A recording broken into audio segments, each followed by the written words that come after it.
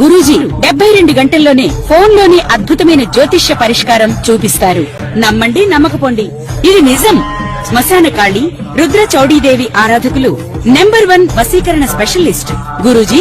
మనిషి పుట్టుక నుండి చనిపోయే వరకు వచ్చే అన్ని క్లిష్టమైన సమస్యలకు పరిష్కారం ఇక్కడ లభిస్తుంది. విద్య, ఉద్యోగం, వ్యవహారం, స్త్రీ ప్రేమ, పెళ్లి, సంతానం, స్త్రీ పురుష వశీకరణం, భూవశం, భార్యాభర్తల కలహాలు, కోర్టు సమస్యలు, విడాకుల సమస్యలు, చేతబడి, అప్పుల బాధ, ఇంకా మీకు ఎలాంటి సమస్యలు ఉన్నా 72 గంటల్లోనే. ఓం గం గణపతియే నమః. ఓం నమః శివాయ. ఓం శ్రీ మాత్రే నమః. హయగ్రీవాయ నమః. అందరికీ నమస్కారం. పరాభవ నామ సంవత్సర శుభాకాంక్షలు అందరికీ, ప్రేక్షకుల మహాశయులకి. అయితే ఈరోజు మనము డిస్కస్ చేసుకునే టాపిక్ ఏంటంటే శని అస్తంగత్వం. అయితే ఈ అస్తంగత్వం అంటే ఏంటో చాలామందికి తెలియదు. అయితే ఏ గ్రహమైనా ఒక రాశిలో 30 డిగ్రీల వ్యాపకత్వంతో ఉంటుందన్నమాట. అది రవైనా సరే, 9 గ్రహాలు, మిగతా గ్రహాలైనా, అష్టగ్రహాలైనా కానీ 30 డిగ్రీల పరిమాణంతో కలిసి ఉంటుంది.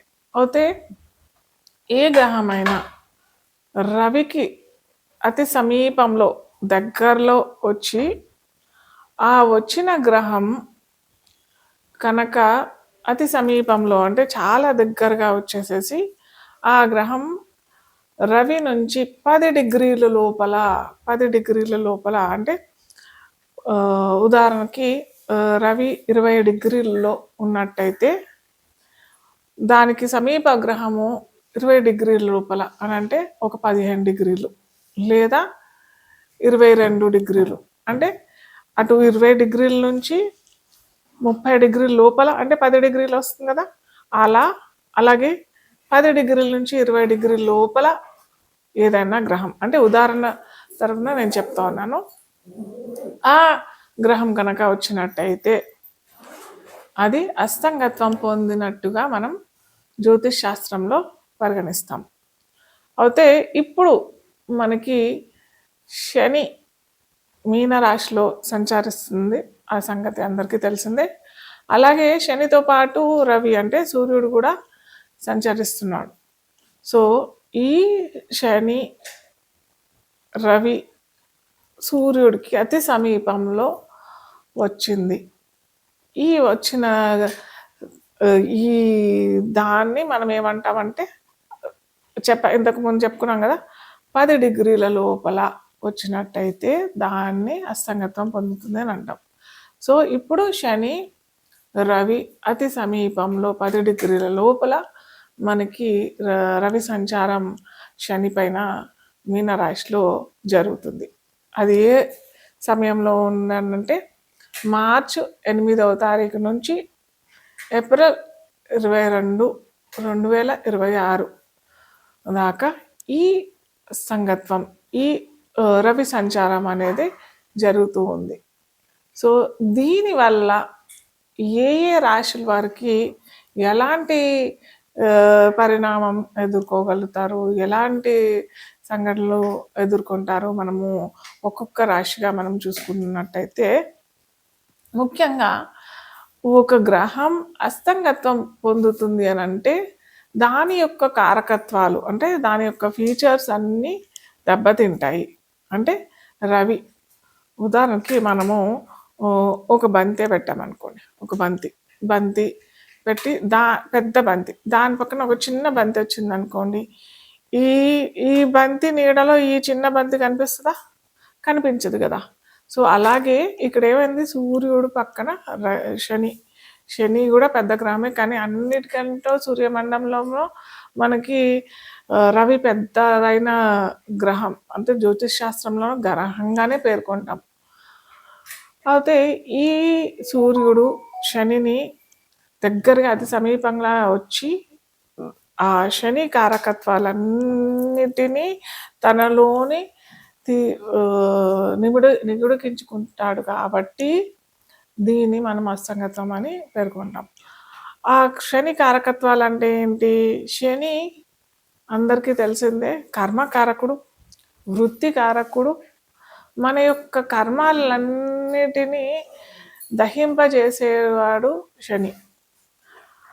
ఆ శని కారకత్వాలు ఇప్పుడు ఈ 40 రోజుల్లో అస్తంగత్వం పొందుతుంది. అంటే ఆ కారకత్వాలన్నీ కొద్దిగా తగ్గిపోతాయి.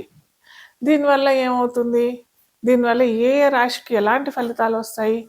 అది మనము ఇప్పుడు ఒక్కొక్క రాశిగా మనము చూసుకుందాం. ఇప్పుడు చెప్పుకున్నట్టుగా రవి వల్ల శని అస్తంగత్వం పొందుతున్నాడు అని చెప్పుకున్నాం కదా. శని ఏంటి? మనకి కర్మకారకుడు, మన కర్మలన్నింటినీ దహింపచేస్తాడు. అలాగే వృత్తికారకుడు కాబట్టి ఈ మేష లగ్నం తెలియని వారికి రాశి అని పేర్కొన్నట్టయితే ఇక్కడ ఏమైపోతుంది? మేష రాశి వాళ్ళకి ఏంటి అంటే ఇక్కడ లగ్నం వారికి కాదు, రాశి వారికి అయితే ఇది ఏలినాటి శని ప్రభావం ఇస్తుంది. అందరికీ మేషరాశి వారికి ఏలినాటి శని నడుస్తుంది. సో ఏలినాటి శనిలో ఏమవుతుంది? మేషరాశి వారికి దశమాధిపతి అవుతాడు, లాభాధిపతి కూడా శని అవుతాడు.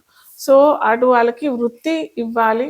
అలాగే వ్యయ రాశిలో అంటే మీన రాశిలో ఉన్నాడు కాబట్టి మేష లగ్నం మేషరాశి వారికి ఈ ఏలినాటి శని ఫలితాలు కొద్దిగా తగ్గుముక్కు పడతాయి ఈ 40 రోజుల మాటకి. 40 రోజుల తర్వాత మళ్ళీ ఎప్పుడైతే శని అస్తంగత్వం అది మాయమైపోతే మళ్ళీ తన కర్మ ఫలితాలు ఇస్తూనే ఉంటాడు. అయితే ఈ సమయంలో మటుకు ఈ 40 రోజుల మటుకు ఆ ఏలినాటి శని ఎఫెక్ట్ తగ్గుతుంది. కాకపోతే ఇక్కడ వృత్తికారకుడు అని కూడా అనుకున్నాం కదా మనము. సో వృత్తిలో కొద్దిగా మార్పులు వచ్చే అవకాశాలు ఉంటాయి ఈ 40 రోజుల్లో. ఆ వృత్తిలో కొద్దిగా గ్రోత్ రాకపోవడము, వృత్తిలో అనుకున్న మంచి పాజిటివ్ రిజల్ట్స్ రాకపోవడం అనేది ఛాన్సెస్ ఉన్నాయి. అలాగే 12వ రాశిలో అంటే వ్యయ స్థానంలో ఉన్నాడు కాబట్టి శని విదేశాల్లో ఉన్న వారికైనా, విదేశీయానం చేయాలనుకున్న వారికైనా కానీ అటు మంచి రిజల్ట్స్ రాకపోవటానికి కారణం అవుతుంది. సో అది అటు ఉద్యోగస్తులకి, అటు విద్యార్థులకి, అటు విదేశీయానం చేయాలనుకున్న వారికి కొద్దిగా అంత మంచిది కాదు. కాకపోతే ఏలినాటి శని ఎఫెక్ట్ మాత్రం తగ్గుముఖం పడుతుంది. అయితే వీరు చేసుకోవాల్సిన ముఖ్యమైన రెమెడీ ఏంటంటే ఇక్కడ మనకు తెలుసుకోవాల్సింది ఏంటంటే మేష లగ్నం మేషరాశికి లగ్నాధిపతి ఎవరు అంటే కుజుడు. సో కుజుడుకి ఈ శని వ్యయంలో ఉండడం కొద్దిగా మంచిదే. కాబట్టి మనం ఎక్కువగా చేసుకోవాల్సింది ఏంటంటే శనికి కుజుడికి ఈ ఇరువురికి చేసుకున్నట్టయితే వృత్తిలో ఎటువంటి అవరోధాలు వచ్చినా కానీ అవి ఎదుర్కొనే సామర్థ్యం వీరికి ఏర్పడుతుంది. ఏం చేయాలి అని అంటే ప్రతి శనివారం మీకు గుగ్గుల అగరబత్తి అని దొరుకుతాయి.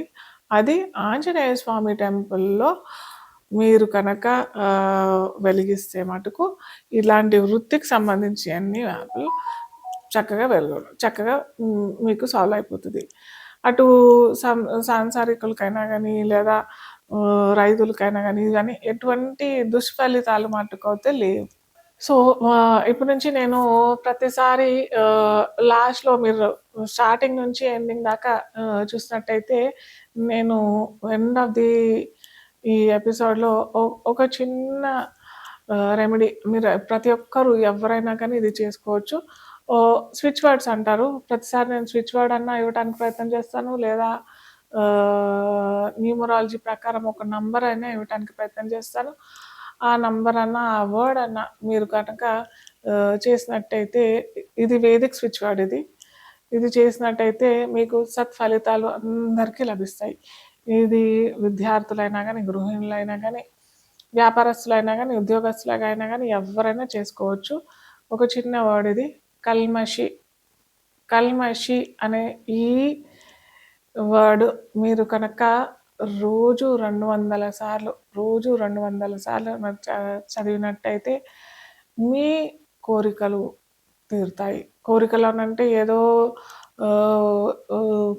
కామక్రోధ వాంఛలు ఇలాంటి కోరికలు కాకుండా సత్కోరికలు, మంచి కోరికలు, మా పిల్లలు ఉన్నతిగా రావాలి, లేదా నాకు వివాహం కావాలి, లేకపోతే నాకు ఉద్యోగం కావాలి, అలాగే కొంతమంది ఉద్యోగం ఏదో చిన్న ఉద్యోగం కాకుండా వారికి ఎంత ఆ, ఉద్యోగంలో ఆ, జీతం లభించాలో అంత కాకుండా ఎక్కువ ఆశిస్తుంటారు కూడా. అలాంటి వారికి కాకుండా సత్కోరికలు, మంచి కోరికలు, మీకు సరి అయిన కోరికలు, కామ క్రోధ కోరికలు కాకుండా మీరు కనుక ఇది పఠించినట్టయితే ఖచ్చితంగా మంచి ఫలితాలు ఇస్తాయి. కల్మషి, మళ్ళీ చెప్తున్నాను, కల్మషి ఇది రోజు 200 సార్లు ఖచ్చితంగా నమ్మి చేయండి. ఖచ్చితంగా మంచి ఫలితాలు అవుతాయి మీకు.